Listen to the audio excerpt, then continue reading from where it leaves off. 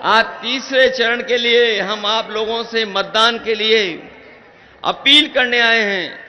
वहीं आप लोगों ने जाना होगा और जानकारी मिल गई होगी कि पहले चरण से ही इंडिया गठबंधन बढ़त बना चुका है और जो पश्चिम से हवा चली है, जो अब इस क्षेत्र से गुजर करके जाएगा चुनाव, हमें पूरा भरोसा यहां के किसान नौजवान मिलकर के भारतीय जनता पार्टी का पूरा सफाया करने का काम करेंगे। खेतीबाड़ी से जुड़े लोग हैं, क्या भारतीय जनता पार्टी के लोगों ने जो वादा किया था कि हम किसानों की आय दोगुनी कर देंगे, बताओ आपको क्या गेहूं की कीमत मिल गई इस बार बाजार में? कहीं सरकारी खरीद हुई हो तो बता दो। ये सरकारी खरीद जानबूझ करके नहीं करते हैं, क्योंकि इनकी दोस्ती बड़े बड़े उद्योगपतियों से है। आजकल जो बाजार में आटा आ रहा है, जो बड़े बड़े शहर बन गए उनमें जो आटा पहुंचा जा रहा है, पैक करके आटा पहुंच रहा है, ये आपका ही गेहूं खरीद के उन उद्योगपतियों के माध्यम से बाजार में मुनाफा कमाने का काम कर रहे हैं और इतना मुनाफा कमा रहे हैं कि आप सोच नहीं सकते। और जो हमारे गरीबों को राशन भी दे रहे हैं, बताओ गरीबों को कौन सा राशन मिल रहा है? ये सरकार जो कह रही गरीबों को हम राशन दे रहे हैं, हम अपने गरीबों को भरोसा दिलाना चाहते हैं उनके स्वास्थ्य के लिए। और अगर हमें और राशन का इंतजाम करना पड़े, और चाहे जिस तरीके से संपन्न लोग शहर में पैक्ड आटा खा रहे हैं, पौष्टिक आटा ले रहे हैं, अगर हमें अपने गरीबों को पौष्टिक आटा देना पड़ेगा तो संपन्न लोग जो शहर में खरीद रहे हैं उसी तरीके से पौष्टिक आटा दिलाने का काम आपके इंडिया गठबंधन समाजवादी सरकार में होगा। बड़ी संख्या में नौजवान आए हैं और ये नौजवान इतने हैं कि मैं देख रहा हूं चारों तरफ हमें नौजवान किसानों के साथ दिखाई दे रहे हैं। ये नौजवान ये जानते होंगे कि जब भी ये सरकार ने कोई परीक्षा लिखवाई, इनकी जो भी परीक्षा हुई सब में पेपर लीक हो गया, सब पेपर लीक किए सरकार ने।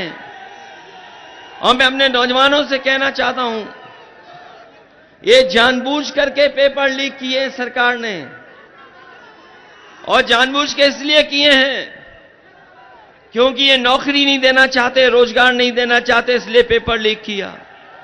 नौजवानों को जब देखते हैं कि यही नौजवान बिना सहारे के खंबे पे चढ़े जा रहे हैं, देखो पहले एक चढ़ा फिर उतर गया, दूसरा चढ़ने की कोशिश कर रहा था नहीं चढ़ पाया, दूसरा चढ़ गया, अब तीसरा आ गया यहां पे।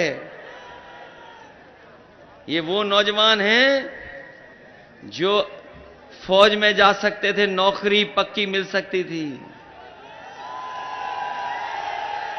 ये वो नौजवान हैं जिन्हें फौज की वर्दी मिल सकती थी। लेकिन अब बताओ अग्निवीर व्यवस्था से कौन खुश है? बताओ, ये अग्निवीर व्यवस्था 4 साल की नौकरी, और 4 साल नौकरी के साथ साथ कोई सुविधा नहीं है, कोई सुविधा नहीं है। शहीद हो जाओगे तो भी सम्मान नहीं है, घर वापस आ जाओगे, जब घर वापस आओगे तो पेंशन भी नहीं है। और अग्निवीर व्यवस्था से हमारी सीमाओं की सुरक्षा नहीं हो सकती है। इसलिए अपने नौजवानों से हम कहना चाहते हैं, इंडिया गठबंधन सरकार बनाने जा रहा है, आप अपना बूथ जिताइए, मदद करिए, और ये अग्निवीर व्यवस्था खत्म कर करके जो पहले व्यवस्था थी पक्की नौकरी वाली, वो व्यवस्था बनाने का काम करेंगे। और ये क्या सपने दिखा रहे हैं बीजेपी के लोग कि हमारा देश विश्व गुरु बनने जा रहा है, विश्व गुरु। बताओ देश विश्व गुरु बनेगा। ये कह रहे विकसित भारत। अगर हमारे प्रधानों ने सहयोग नहीं किया होता विकसित यात्रा का, तो बीजेपी वाले विकसित यात्रा भी नहीं करा पाते। ये जितनी विकसित यात्रा हुई है गांव-गांव जाकर के, ये हमारे प्रधानों से पैसा वसूला गया। बताओ प्रधानों से पैसा वसूला गया था कि नहीं वसूला गया? और अभी तो आपको वो जानकारी मिल गई होगी चंदे वाली,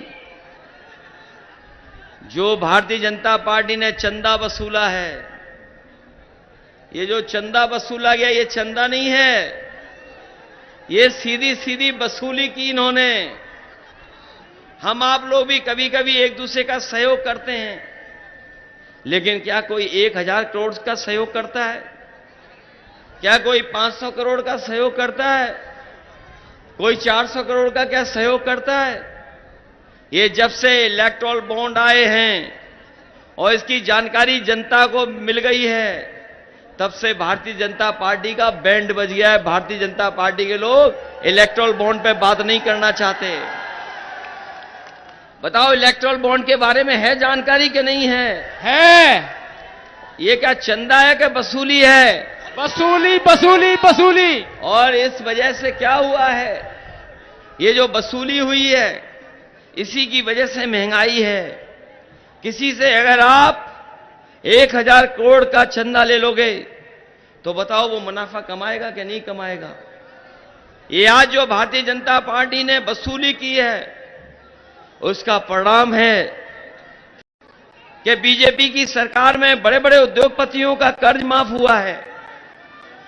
और पिछले 10 साल में भारतीय जनता पार्टी ने 16 लाख करोड़ रुपए बड़े बड़े उद्योगपतियों के माफ किए हैं।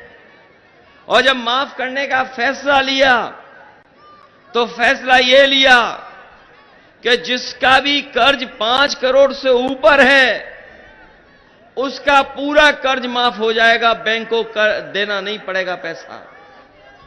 और उसका परिणाम यह है कि बैंकों ने 16 लाख करोड़ रुपए बड़े बड़े उद्योगपतियों के माफ किए।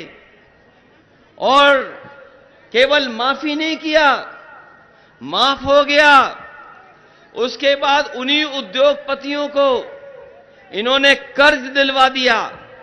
कहीं दुनिया में ऐसा होता हो तो हमें बता दो कि पहले कर्ज लिया, उसको सरकार ने कर्ज माफ कर दिया और फिर उन्हीं को कर्ज दिलवा दिया।